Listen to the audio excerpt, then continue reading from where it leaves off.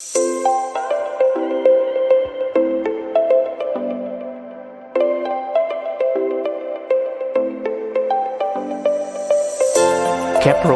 is a post-consumer waste management facility. We're a membership organization, and the members will pay us a set fee. We use that fee to then channel the money through the value chain to the recyclers, as you see here today.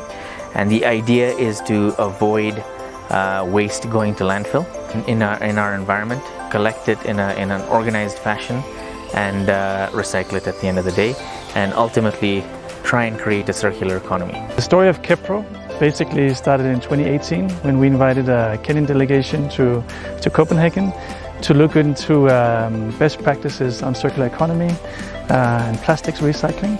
Fast forward 4 years, we have KEPRO now as an operating organization where the stakeholders in the value chain are profiting from it. That's why we're here today. So that we're here with both brand owners, we're here with plastic recyclers.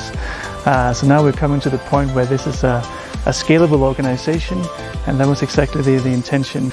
So this story is an amazing, I think, achievement by Kenyan stakeholders, including NEMA, CAM, the players in the industry. This came about when single-use plastics were being banned. So we looked at all other options and decided that the only other option left for us was to have a status quo, that the plastic bags still stay. We actually had to come up with a solution to do that, and that's when KEPRO is basically formed for that solution for us.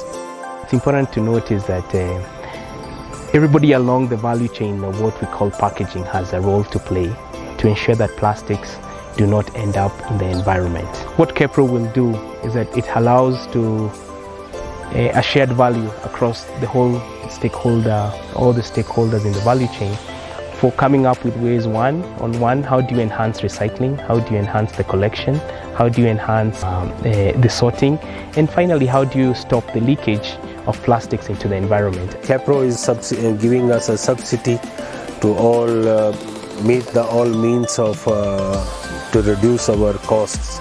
We're working with a handful of recyclers, and that base continues to grow as we expand with our membership and across Kenya. The impact this is creating is actually quite phenomenal, right? The feedback we're getting today is that without the subsidy program, there would be no recycling of what we're seeing today. The bread bags being so light, nobody was focusing on those, and certainly was creating an issue within the environment. But the subsidy program today has generated significant collection and recycling. Some of the numbers we're seeing are upwards of about 20% recycle rates with Shizuka. We think there's much more to do in the partnership, and now we're seeing also Tanzania taking on the same agenda. So now we're helping our peers in Tanzania to also build up something similar, where we'd like the input from KEPRO and CAM to do the same. And then hopefully it's going to be like rings in the water, right?